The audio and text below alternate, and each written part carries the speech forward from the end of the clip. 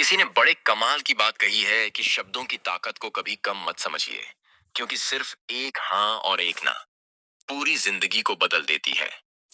नमस्कार दोस्तों। इस दुनिया में हर कोई अपने जीवन में कुछ बड़ा हासिल करना चाहता है। सफलता, सम्मान और दूसरों के दिलों में जगह बनाना। लेकिन क्या आपने कभी सोचा है कि वह कौन सा साधन है जो हमें इस मुकाम तक पहुंचा सकता है? वह कोई और नहीं, बल्कि हमारे शब्द हैं। जी हाँ, हमारे शब्दों में इतनी ताकत है कि वे किसी की दुनिया बदल सकते हैं। हमारे शब्द तीर की तरह होते हैं। एक बार छोड़े गए तो वे गहरे प्रभाव छोड़ते हैं। इनसे हम किसी को खुश कर सकते हैं, किसी का मन बदल सकते हैं, या फिर किसी को निराश भी कर सकते हैं। इसलिए सबसे पहले हमें यह समझना होगा कि शब्द केवल संवाद का माध्यम नहीं है, बल्कि वे एक ऐसा अस्त्र है जो सही तरीके से इस्तेमाल किया जाए तो हमें कामयाबी की ऊंचाइयों तक पहुंचा सकता है। आइए एक छोटी सी कहानी के माध्यम से समझते हैं। प्राचीन समय की बात है। एक महान सम्राट अपने विशाल राज्य में राज्य करते थे। वे स्वप्नों के संकेतों में गहरा विश्वास रखते थे। जब भी उन्हें कोई स्वप्न आता, वे तुरंत अपने दरबार के स्वप्न विशेषज्ञों को बुलाते और स्वप्न का फल जानने की इच्छा प्रकट करते। उनके दरबार में विद्वानों और विशेषज्ञों की कोई कमी नहीं थी। वे जो भी फल बताते, राजा उसे मानते और उसके अनुसार निर्णय लेते। एक बार राजा जब गहरी नींद में थे तो राजा ने एक विचित्र स्वप्न देखा। उन्होंने देखा कि उनके सभी दांत गिर चुके हैं। केवल एक बड़ा सा अग्रदंत शेष रह गया है। सुबह होते ही राजा ने तुरंत अपने दरबार के सभी विशेषज्ञों को बुलाया और उनसे इस स्वप्न का अर्थ जानने की मांग की। लेकिन यह स्वप्न इतना अनोखा और गूढ़ था कि दरबार के सभी विद्वान इसका सही अर्थ बताने में असमर्थ रहे। राजा चिंतित हो उठे और सोचने लगे कि अब क्या किया जाए। तभी किसी ने सुझाव दिया कि पड़ोसी राज्य में एक महान स्वप्न विशेषज्ञ रहते हैं, जो स्वप्नों के रहस्यों को जानने में अद्वितीय है। राजा ने उन्हें सस्मान पूर्वक बुलाने का आदेश दिया। राजकीय विधि से उनका स्वागत किया गया और उन्हें दरबार में बुलाया गया। महान विद्वान दरबार में आए। राजा ने उन्हें प्रणाम किया और सोचने लगे कि यह विद्वान बहुत ज्ञानी मालूम पड़ते हैं।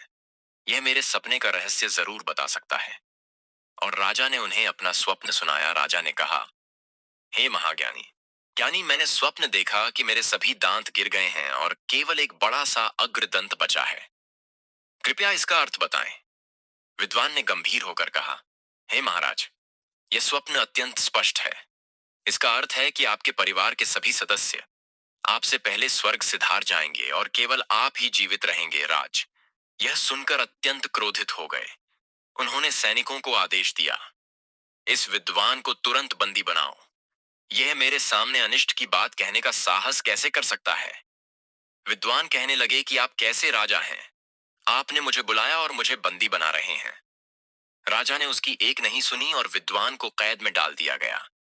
राजा ने अपने मंत्री को बुलाकर के कहा कि ऐलान करवा दो, पूरे राज्य में जो मुझे आकर के सपने का ठीक ठीक मतलब बताएगा, सही मतलब बताएगा, सही फल बताएगा, उसे मेरी ओर से एक बहुत बड़ा इनाम दिया जाएगा। मंत्री ने बात को सुना, समझा और ऐलान करवा दिया कि हमारे महाराज ने यह घोषणा की है कि जो कोई स्वप्न का अर्थ सही सही बताएगा, उसे भारी इनाम दिया जाएगा। अगले दिन एक साधारण वेशभूषा में एक युवक दरबार में उपस्थित हुआ। उसने राजा को प्रणाम किया और कहा, महाराज, मैं आपके स्वप्न का अर्थ बता सकता हूँ। राजा ने उसे अपना स्वप्न सुनाया और कहा, बताओ इसका क्या अर्थ है? वह युवक बोला, हाँ महाराज, बहुत आसान है राजन। मैं तो आपका सपना सुनकर के प्रसन्न हो गया हूँ। खुशी से फूला नहीं समा रहा हूँ। मुझे समझ नहीं आ रहा है कि क्या हुआ है। यह राजन ने कहा, ऐसा क्या है? मेरे सपने में तो उस साधारण से दिखने वाले लड़के ने कहा कि राजन, आप हमारे राज्य पर लंबे समय तक शासन करेंगे, क्योंकि आप सबसे लंबी आयु वाले व्यक्ति होंगे। आपके परिवार में राजन आपकी उम्र सबसे ज्यादा है। आपके परिवार में यानी आप हमारे राजा बहुत वर्षों तक रहेंगे और हमारा राज्य ऐसे ही उन्नति करता रहेगा। इससे खुशी की बात हम प्रजाजनों के लिए क्या हो सकती है? हम राज्य के लोगों के लिए क्या हो सकती है? उस व्यक्ति ने ऐसा कहा। उसके बाद राजा बहुत खुश हुआ, बहुत प्रसन्न हुआ। उन्होंने युवक की बुद्धिमानी की प्रशंसा। उसने कहा, वाह, क्या बात कही है। राजा ने अपने मंत्री से कहा, मंत्री जी, इसे इनाम दिया जाए। बहुत सारे हीरे जवाहरात सोने के सिक्के पूरा भर करके एक बैग उसको दे दिया। जब युवक दरबार से इनाम लेकर बाहर निकल रहा था, तब उसने उसी स्थान से गुजरते हुए उस विद्वान को देखा जो बंदी गृह में कैद था। विद्वान ने युवक से पूछा, हे युवक, तुमने ऐसा क्या कहा जो तुम्हें इतना बड़ा इनाम मिला? युवक ने मुस्कुराते हुए उत्तर दिया, महाज्ञानी जी, मैंने वही कहा जो आपने कहा था। केवल शब्दों का चयन अलग था। वह बोले, ऐसा क्या बोला तुमने? तो उस युवक ने उत्तर दिया, मैंने यह बोला कि राजन, आप लंबे समय तक शासन करेंगे। आप सबसे लंबी आयु वाले व्यक्ति हैं अपने परिवार में। विद्वान ने कहा, यही तो मैंने बोला था। उस साधारण से दिखने वाले लड़के ने कहा, नहीं नहीं, आपने तो यह बोला था कि तुम्हारे परिवार के सब मर जाएंगे और सिर्फ तुम बचोगे। मैंने सिर्फ शब्दों का सही चयन किया और आज इतना बड़ा इनाम मेरे साथ ले जा रहा हूं। विद्वान ने सिर झुका लिया और गहरी सांस लेते हुए कहा, सच ही कहा गया है, शब्दों का चयन अत्यंत महत्वपूर्ण होता है। दोस्तों, बहुत छोटी सी कहानी है। कैसे बोलना है, यह हमें बचपन में सिखा दिया जाता है। लेकिन क्या बोलना है, यह सीखने समझने में पूरी आयु निकल जाती है। शब्दों के चयन की वजह से कई सारे झगड़े होते हैं। तो जीवन में सामने वाले से आप क्या बोल रहे हैं, इस पर गौर फरमाइए। ध्यान देना शुरू कीजिए, तब जाकर के रिश्तों में मजबूती आना शुरू होगी। कई बार कुछ ऐसा हम बोल देते हैं कि बाद में सोच रहे होते हैं, काश यह नहीं बोला होता तो मेरा रिश्ता बच जाता। बहुत छोटी सी कहानी जिसका सार यही समझाता है कि हमारी वाणी और शब्दों का चयन कितना महत्वपूर्ण है। सही शब्द न केवल हमें प्रशंसा दिला सकते हैं, बल्कि हमारे रिश्तों को भी सुदृढ़ कर सकते हैं। असावधानी से बोले गए शब्द बड़े से बड़े संबंधों को क्षति पहुंचा सकते हैं। अतः हमें अपनी वाणी पर ध्यान देना चाहिए और सोच समझकर बोलना चाहिए। दोस्तों, इस दुनिया में सबसे ताकतवर हथियार कोई तलवार या बंदूक नहीं है, बल्कि हमारे अपने शब्द हैं। शब्दों में वह शक्ति है जो इस दुनिया को हिला सकती है, लोगों के दिलों को जीत सकती है और जिंदगी को पूरी तरह बसा बदल सकती है। आपने देखा होगा, कई बार एक इंसान जिसकी शक्ल सूरत उतनी आकर्षक नहीं होती, फिर भी वह लोगों का दिल जीत लेता है। वह इज्जत, शोहरत और दौलत हासिल करता है। क्यों? क्योंकि वह जानता है कि कैसे सही तरीके से शब्दों का इस्तेमाल करना है। सोचिए, क्या आपने कभी ऐसे इंसान को देखा है जो देखने में साधारण हो, लेकिन लोग उसके दीवाने हो? क्या ऐसा व्यक्ति आपके जीवन में कभी आया है जिसने अपने बोलने के तरीके से आपको प्रभावित किया हो? ऐसे लोग जीवन में नाम, शोहरत, इज्जत और दौलत कमाते हैं, सिर्फ अपनी बातों से। आपने देखा होगा, कई लोग पढ़ाई लिखाई में तो कमजोर होते हैं, लेकिन अपनी बातों से ही काम की सीढ़ियां चढ़ते जाते हैं। ऐसा इसलिए क्योंकि वे जानते हैं कि सही समय पर सही तरीके से सही शब्दों का इस्तेमाल कैसे करना है। याद रखिए, बोलने की कला सीखने के लिए आपको किसी विशेष शिक्षा की जरूरत नहीं। बस आपको अपने अंदर के आत्मविश्वास को जगाना है, अपनी भावनाओं को शब्दों के माध्यम से सही तरीके से व्यक्त करना है। जब आप इस कला में माहिर हो जाते हैं, तो फिर कोई भी मंजिल आपके लिए दूर नहीं रह जाती। शब्दों का जादू इतना शक्तिशाली होता है कि वह रोते हुए को हंसा सकता है और हंसते हुए को रुला सकता है। यह वही जादू है जिससे नेता पूरे देश पर राज करते हैं, कलाकार पूरी दुनिया का दिल जीतते हैं और व्यापारी अपने व्यापार को शिखर पर ले जाते हैं। यह वही जादू है जो हमें हमारे जीवन के हर क्षेत्र में कामयाब बना सकता है। इस दुनिया में यदि कोई सबसे ताकतवर हथियार है, तो वह है हमारे शब्द। फिर चाहे वह शब्द लिखे गए हो या फिर बोले गए हो, यह शब्द एक ऐसा हथियार है जिसका यदि सही समय पर सही व्यक्ति पर और सही तरीके से इस्तेमाल किया जाए, तो आप अपनी पूरी जिंदगी बदल सकते हैं। और इतना ही नहीं, यदि हम चाहे तो अपने शब्दों को फूलों की तरह भी इस्तेमाल कर सकते हैं, और यदि हम चाहे अपने शब्दों को तीरों की तरह भी इस्तेमाल कर सकते हैं। हम हमारे कहे गए शब्द गहरे से गहरे घाव भी भर सकते हैं, और कभी कभी हमारे यही शब्द गहरे से गहरे घाव भी दे जाते हैं। हमारे शब्द में इतनी ताकत होती है, यदि आप चाहे तो अपने कहे गए शब्दों से किसी की जिंदगी बना सकते हैं, और चाहे तो आप अपने इन्हीं शब्दों से किसी की जिंदगी बर्बाद भी कर सकते हैं। हमारे शब्दों में इतनी की ताकत होती है कि आप चाहे तो दूसरों के जीवन में खुशियां भर सकते हैं, और यदि आप चाहें तो अपने इन्हीं शब्दों का इस्तेमाल करके उनके जीवन में दुखों का सैलाब ला सकते हैं। आप चाहे तो इन्हीं शब्दों से किसी के रिश्ते बना भी सकते हैं, और यदि आप चाहे तो इन्हीं शब्दों से किसी के रिश्ते तोड़ भी सकते हैं। आपके अपने कहे गए शब्द आपको कामयाबी भी दिला सकती है, और वही आपके कहे गए शब्द आपको पूरी तरह से तबाह भी कर सकते हैं। शब्द न केवल एक इंसान को, बल्कि पूरे के पूरे परिवार को, पूरे शहर को और पूरी इस दुनिया को बर्बाद करने की और निर्माण करने की ताकत रखते हैं। इसलिए शब्दों को इस दुनिया का सबसे ज्यादा ताकतवर और घातक हथियार माना जाता है। इसलिए हमें अपने शब्दों का इस्तेमाल सही ढंग से करना चाहिए, ताकि उसका इस्तेमाल करके हमें और दूसरों को भी भला पहुंचे। अब आपके मन में यह प्रश्न उठ रहा होगा कि क्या शब्दों में भी जादू होता है? तो हाँ, अवश्य ही शब्दों में जादू होता है, लेकिन यह दिखता नहीं है, परंतु इसका असर आपको अवश्य नजर आता है। हमारे शब्दों में कमाल का जादू होता है। यह चाहे तो रोते हुए को हंसा दे और हंसते हुए को रुला दे। किसी की दुनिया में खुशियां भर दें तो वही किसी की दुनिया में दुखों का सैलाब भर दे। शब्दों में ऐसा जादू होता है जिससे हर इंसान आपकी तरफ खींचा चलाएगा। जो इंसान शब्दों का जादू जान गया, इस संसार में उससे बड़ा जादूगर और कोई नहीं हो सकता। लोगों से बात करना, उनसे अपने कामों को मनवाना, यह एक कला है, और यह कला आपको सीखनी चाहिए। इसके बाद आपको कुछ भी सीखने की कोई आवश्यकता नहीं पड़ेगी। बस आपको बोलने की कला आनी चाहिए। उसके बाद हर कामयाबी आपकी होगी। आप जिस इंसान को भी चाहेंगे, वह आपकी तरफ आकर्षित होने लगेगा। और यह बोलने की कला सीखने के लिए आपको कोई धन खर्च करने की भी आवश्यकता नहीं है। आपने देखा होगा कि कई लोग बहुत ज्यादा पढ़ाई तो करते हैं, लेकिन उनके पास बोलने की कला नहीं होती, जिस वजह से वह अपने जीवन में कभी सफल नहीं हो पाते।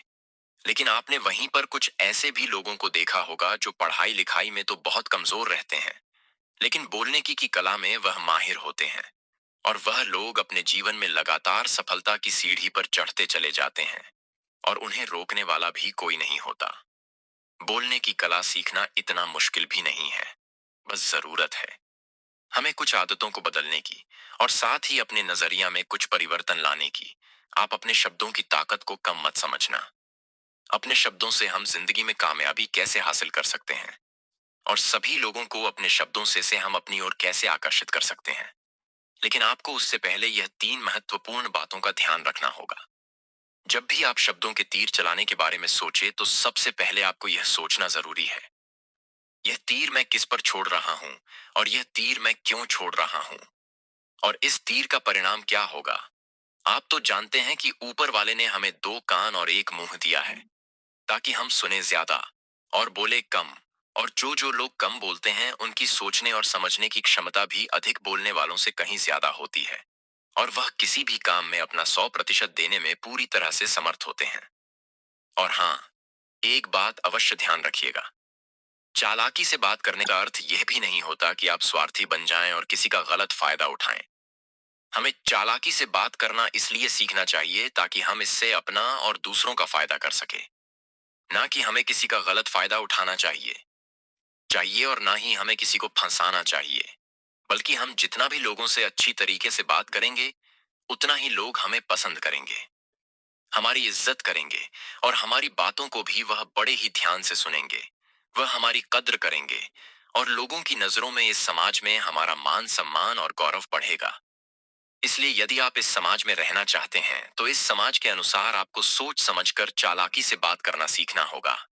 अपनी बातों को कम से कम शब्दों में व्यक्त करना सीखो, क्योंकि बुद्धिमानी का मतलब होता है कि चीजों को आसान बनाया जाए। यदि आप अपनी बातों को दूसरे व्यक्ति को कम से कम शब्दों में नहीं समझा सकते हैं, तो वह आपकी बात नहीं सुनना चाहेगा। उसे आपकी बातें बोर लगने लगेंगी, और वह आपसे दूर भागने लगेगा। आपने देखा ही होगा कि आपके आसपास कोई ना कोई व्यक्ति तो जरूर होगा जो अपनी बातों को बहुत घुमा फिराक बहुत बढ़ा चढ़ाकर बोलता है। और ऐसे व्यक्ति पर आप कैसा महसूस करते हैं, ठीक वैसा ही वह सामने वाला व्यक्ति आपके लिए महसूस करेगा। क्योंकि आजकल अक्सर लोग बातों को इधर उधर घुमाकर ही कहते हैं। उन्हें सीधी बात करना अच्छा ही नहीं लगता, लेकिन वह यह भूल जाते हैं कि वह अपनी बातों को और भी ज्यादा मुश्किल कर रहे हैं, जिससे उनकी बातों में कोई भी दिलचस्पी नहीं लेता। इसीलिए आपको इस बात का ध्यान जरूर रखना चाहिए कि अपनी बातों को कम से कम शब्दों में लोगों तक पहुंचाएं। और यही बुद्धिमानी है, क्योंकि आजकल के दौर में हर किसी के पास इतना समय नहीं है कि वह आपकी लंबी चौड़ी बातें सुन सके। सभी के पास अपने अपने काम हैं। सभी अपने अपने कामों में व्यस्त हैं, अपने जीवन में व्यस्त है। और आप खुद ही अपना समय क्यों बर्बाद कर रहे हो? जब आप किसी भी बात को केवल 1 मिनट में कह सकते हो, तो आप उसके लिए आधा घंटा क्यों लगा रहे हो? जितना ज्यादा आप कहेंगे, उतने ही सस्ते आप महसूस होंगे, और जितना ही कम शब्दों में आप अपनी बातों को लोगों तक पहुंचाएंगे, तो लोग उतना ही ध्यानपूर्वक आपको सुनना और समझना पसंद करेंगे। दूसरों का दिल जीतना सीखो। आप जब भी लोगों के साथ होते हो, तो उन्हें अपने साथ अच्छा महसूस करवाओ। अगर आपको किसी से अपना काम निकलवाना है, तो उसकी थोड़ी सी बढ़ाई करो, क्योंकि आजकल हर कोई अपनी बढ़ाई सुनना चाहता है। इससे आपका कुछ नहीं बिगड़ेगा, क्योंकि वह अपनी बढ़ाई खुद सुनना चाहता है। लेकिन हाँ, पढ़ाई करते समय इस बात का भी ध्यान रखना चाहिए कि सामने वाले को ऐसा ना लगे कि आप सचमुच में ही उसकी बढ़ाई कर रहे हैं, उसका मजाक बना रहे हैं। जैसे मान लो कोई व्यक्ति काला है, और आप उसे कह दो कि तुम बहुत सुंदर दिख रहे हो, तो वह आपकी बात समझ जाएगा। और हो सकता है कि वह आपसे गुस्सा भी हो जाए। बल्कि आप उससे कुछ इस तरीके से बात करें कि अरे दोस्त, आज तो तुम बहुत अच्छे लग रहे हो। पहले कही गई बात उसे बिल्कुल पसंद नहीं आएगी, लेकिन जब आप उसे कहेंगे कि आप आज बहुत अच्छे लग रहे हो, तो वह तुम्हारी बात अवश्य सुनेगा, और उसे यह सुनकर बहुत अच्छा भी लगेगा। इसीलिए पहले उन्हें वह दीजिए जो उन्हें चाहिए, और फिर वह अपने आप ही आपको जो चाहिए वह देने को तैयार हो जाएंगे। जो भी बोलो, विश्वास के साथ बोलो। अपनी बात रखने में कभी शर्माओ मत। अपनी बात को पूरे आत्मविश्वास के साथ रखो। आपने देखा होगा कि हम में से कई लोग अपनी बात रखने में शर्माते हैं। फिर भले ही वह उस विषय के बारे में अधिक जानकारी रखता हो, लेकिन वह लोगों से उस विषय के बारे में बात करने में शर्माता है, जिस वजह से लोग उसकी बातों पर विश्वास नहीं करते। उन्हें लगता है कि इसे इसके बारे में बिल्कुल नहीं पता, और वह लोग आपकी बातों में दिलचस्पी नहीं दिखाते, और वह लोग आपको आपकी बातों को झूठ भी समझने लगते हैं। इसलिए आप किससे क्या कह रहे हैं और क्यों कह रहे हैं, यह बात समझना भी बहुत जरूरी है। और यदि आप किसी के बारे में जानते हैं और पूरे आत्मविश्वास के साथ उस बात को रखते हैं, तो सामने वाले व्यक्ति पर आपकी बातों का प्रभाव जरूर पड़ेगा, क्योंकि आत्मविश्वास में ही वह शक्ति है जिससे लोग आपकी बातों पर विश्वास करते हैं। आपकी बातों से ही प्रभावित होते हैं। अपने शब्दों और अपने वाक्यों में भावनाओं को ढालने की कोशिश करें, क्योंकि जब तक आपके शब्दों में आपके वाक्यों में भावनाएं नहीं होंगी, तो वह लोगों के दिल तक कैसे पहुंच पाएंगी? और जब आपके शब्दों में आपके वाक्यों में भावनाएं जुड़ी होती हैं, तो वह आसानी से लोगों के दिल तक पहुंच जाती है। इसीलिए आपको अपनी आवाज को उसी माहौल के हिसाब से रखनी चाहिए। यदि आपको लगता है कि किसी वाक्य पर, किसी ऐसी स्थिति पर आपको दुखी होना चाहिए, तो आपकी आवाज में वह नमी होनी चाहिए। और यदि आपको लगता है कि सामने वाला व्यक्ति खुश है और वह खुशी खुशी आपकी बात सुन सकता है, तो आप उससे खुशी खुशी भी बात कर सकते हैं। और दूसरी तरफ यदि आपको लगता है कि कोई व्यक्ति दुखी है और उसके मन को शांत होना चाहिए, तो आपको भी उसके मन को शांत करने वाली वाणी, मतलब अपने शब्दों, अपने वाक्यों का इस्तेमाल करना चाहिए। अपनी आवाज में नमी रखनी चाहिए, जिससे आपके मन की बात, आपकी भावनाएं उसके दिल तक पहुंच सके, और वह आपकी बात सुनने में दिलचस्पी दिखाए। दोस्तों, उम्मीद है कि आपको इस कहानी से एक अच्छी सीख मिली होगी। ये कहानी आपको कैसी लगी, हमें कमेंट बॉक्स में कमेंट करके जरूर बताएं। और साथ ही इस कहानी को अपने दोस्तों के साथ जरूर शेयर करें, ताकि उन्हें भी इस कहानी से कुछ सीखने को मिल सके। तो मिलते हैं अगली वीडियो में एक नए मैसेज के साथ। मुझे सुनने के लिए आपका बहुत बहुत धन्यवाद। अजीत सिंह एक बहुत ही अमीर और प्रभावशाली व्यक्ति, दुनिया की हर भौतिक सुख सुविधा से संपन्न था। उसके पास बड़ी बड़ी गाद, आलीशान बंगला और बेहतरीन व्यापार था। लेकिन इस सारी दौलत और शोहरत के बावजूद उसके मन में एक अजीब सी बेचैनी थी। वह हमेशा किसी न किसी चिंता में घिरा रहता था। उसका मन अशांत रहता, और उसे समझ नहीं आता था कि आखिर उसकी परेशानी का कारण क्या है। एक रात वह अपनी लाइब्रेरी में बैठा सोच रहा था, भगवान, आपने मुझे सब कुछ दिया है, फिर भी मेरे जीवन में शांति क्यों नहीं है?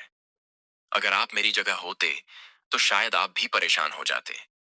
यह विचार उसके मन में गहराई से बैठ गया था। वह सोचने लगा कि क्या भगवान वाकई उसे देख रहे हैं? क्या भगवान उसकी बात सुन रहे हैं? उसे इस प्रश्न का उत्तर चाहिए था, पर उसे यकीन नहीं था कि उसे कभी यह उत्तर मिलेगा। अगले दिन सुबह के समय आजत सिंह अपनी दिनचर्या में व्यस्त था। अचानक उसके दर की घंटी बजी। उसने सोचा कि शायद कोई ग्राहक या डिलीवरी वाला होगा। दरवाजा खोलते ही उसने देखा कि एक व्यक्ति जो सूट बूट में अत्यंत आकर्षक लग रहा था, दरवाजे पर खड़ी रिधा था। अजीत ने आश्चर्य से पूछा, आप कौन हैं? उस व्यक्ति ने मुस्कुराते हुए कहा, तुमने मुझे इतनी जल्दी भूल भी गया। मैं वही हूं जिसने तुम्हें यह सब दिया है। आजत ने उलझन में पूछा, मुझे माफ कीजिए, पर मैं आपको पहचान नहीं पा रहा हूं। क्या आप भगवान हैं? उस व्यक्ति ने सिर हिलाया और कहा, हाँ, मैं वही हूं जिसे तुम भगवान कहते हो। तुम हमेशा शिकायत करते थे कि मैं दिखता नहीं हूं, तो आज मैं तुम्हारे सामने आ गया हूं। अजित अवाक रह गया। उसे यकीन नहीं हो रहा था कि जो व्यक्ति उसके सामने खड़ा है, लीड है, वह सचमुच भगवान है। भगवान ने कहा, आज का पूरा दिन मैं तुम्हारे साथ बिताऊं, लेकिन याद रहे, सिर्फ तुम मुझे देख सकते हो, कोई और मुझे नहीं देख पाएगा। अजित भगवान को अंदर ले आया। जैसे ही वह सोफे पर बैठा, उसकी मां ने आवाज लगाई, अजत, दरवाजे पर कौन है? अजीत ने उत्तर दिया, मां, कोई नहीं है। वह समझ गया कि भगवान ने सच कहा था। उन्हें सिर्फ वही देख सकता था जब वह भगवान के साथ बैठा हुआ था। उसकी मां चाय लेकर आई। अजत की आदत थी कि वह अक्सर चाय में कमी निकालता और तेज आवाज में मां से शिकायत करता, लेकिन इस बार भगवान की उपस्थिति ने उसे रोक लिया। उसने धीरे से कहा, मां, चाय बहुत अच्छी बनी है, धन्यवाद। भगवान मुस्कुराए और बोले, अच्छा किया। अब देखो तुम्हारा दिन कैसे बदलता है। अजीत तैयार होकर ऑफिस जाने के लिए निकला। गाड़ी में बैठते ही उसने देखा कि भगवान पास वाली सीट पर बैठे हुए हैं। जैसे ही उसने गाड़ी स्टार्ट की, उसका फोन बजा। आमतौर पर वह गाड़ी चलाते हुए फोन पर बात करता था, लेकिन इस बार उसने अपनी गाड़ी को साइड में रोका और फिर फोन उठाया। फोन पर एक डील के बारे में बात हो रही थी। उसकी आदत थी कि वह अक्सर रिश्वत या कमीशन की बात करता था, लेकिन भगवान की मौजूदगी में उसने ईमानदारी से डील की बात की। भगवान ने उसकी ओर देखकर कहा, ईमानदारी ही असली पूजा है। ऑफिस पहुंचते ही अजीत ने महसूस किया कि भगवान हर समय उसे देख रहे हैं। उसकी आदत थी कि वह स्टाफ के साथ गुस्से में बात करता और अक्सर गलत भाषा का इस्तेमाल करता, लेकिन आज उसने सबके साथ विनम्रता से बात की। स्टाफ के लोग भी आश्चर्यचकित थे कि आज अजत सर इतने शांत और संयमित कैसे हैं। भगवान ने कहा, याद रखो, जो तुम दूसरों के साथ करते हो, वही तुम्हारे पास वापस आता है। शाम को अजत घर लौटा। डिनर के समय उसने देखा कि भगवान भी उसके साथ खाने की मेज पर बैठे हैं। उसकी आदत थी कि वह खाने में हमेशा किसी न किसी कमी की शिकायत करता था, लेकिन आज उसने पहली बार अपनी माँ से कहा, माँ, खाना बहुत स्वादिष्ट है। माँ हैरान थी। उन्होंने कहा, आज तो सूरज पश्चिम से निकला है। अजित ने मुस्कुराते हुए जवाब दिया, नहीं माँ, आज मेरा हृदय बदला है। रात को सोते समय आजत ने देखा कि भगवान उसके सिर पर हाथ फेर रहे हैं।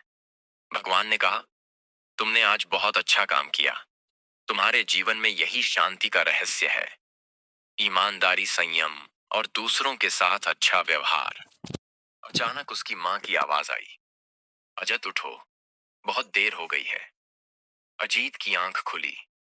उसने महसूस किया कि यह सब एक सपना था, लेकिन वह सपना इतना सजीव था कि उसने अजत की पूरी सोच बदल दी। उसने समझ लिया कि भगवान हर समय उसे देख रहे हैं। तय किया कि वह अपने जीवन को बदलकर इसे और बेहतर बनाएगा। अजीत सिंह का यह अनुभव सिखाता है कि भगवान हमेशा हमारी नजरों से ओझल हो सकते, लेकिन वह हर समय हमें देख रहे होते हैं। हमें अपने कर्मों और व्यवहार को इस तरह से सुधारना चाहिए कि हमें किसी पर नजर रखने की जरूरत ना पड़े। यह कहानी हर व्यक्ति को यह सोचने पर मजबूर करती है कि हम अपनी रोजमर्रा की जिंदगी में कितने ईमानदार और अच्छे हैं।